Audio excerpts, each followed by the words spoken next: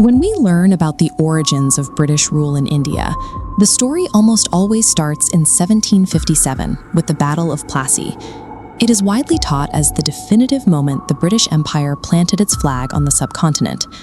But treating Plassey as a complete conquest leaves out a crucial reality.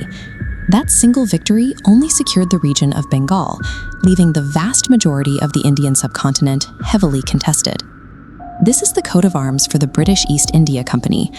As this crest suggests, the British operations in India were run by a massive corporate entity trying to build a colonial monopoly.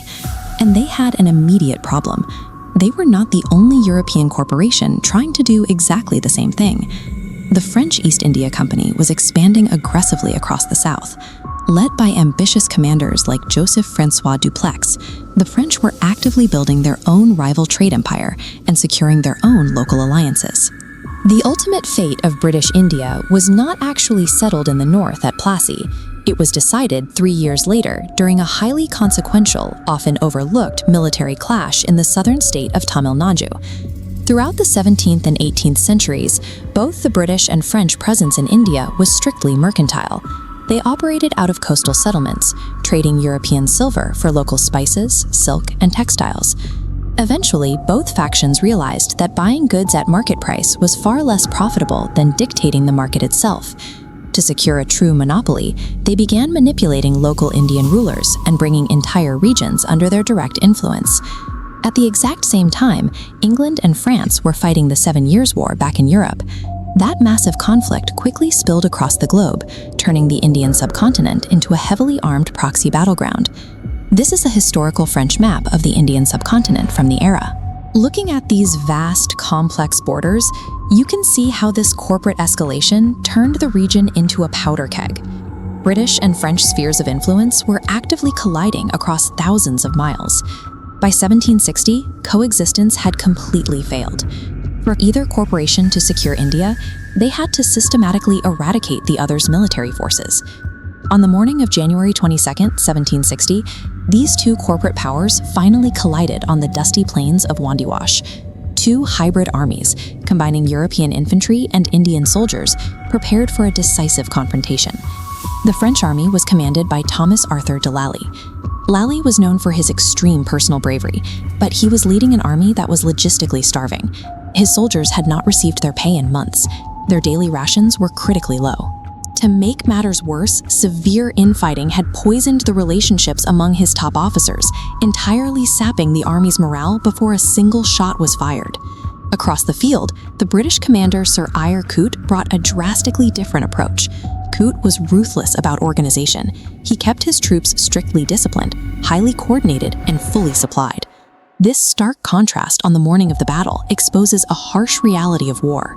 Raw courage and grand colonial ambitions fail instantly if you lack the funds, logistics, and basic unit cohesion to keep your soldiers standing. The battle opened with a massive chaotic exchange. Both sides unleashed devastating artillery barrages, rolling musket volleys, and heavy cavalry charges in a dead heat. But as the combat stretched on, the severe lack of French morale and organization took its toll. Exhausted and underfed, the French soldiers struggled to hold their positions, causing their battle lines to slowly fracture. Sir Eyre Coote immediately capitalized on the confusion.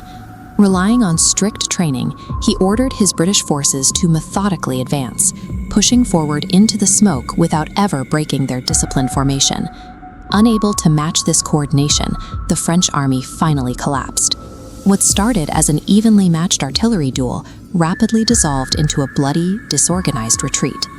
The British victory relied heavily on Coote's meticulous organization. Strict, well-supplied discipline simply outlasts disorganized bravery under fire. The immediate aftermath was severe. The French took heavy casualties at Wandiwash, and the British followed up their victory by marching straight to the vital French headquarters at Pondicherry and capturing it. This map of South India illustrates the macro-level impact of that defeat. The French political and military threat entirely dissolved. With their European rival eliminated, the British East India Company had a massive power vacuum to fill, expanding unchecked across the subcontinent. While the victory at Plassey gave the British a lucrative foothold in Bengal, Wandiwash simplified their strategic map. By removing the French military as a factor, the British were free to turn their full attention toward the powerful Maratha and Mysore states that still resisted them. This clash in Tamil Nadu shows building an empire required more than winning a famous skirmish.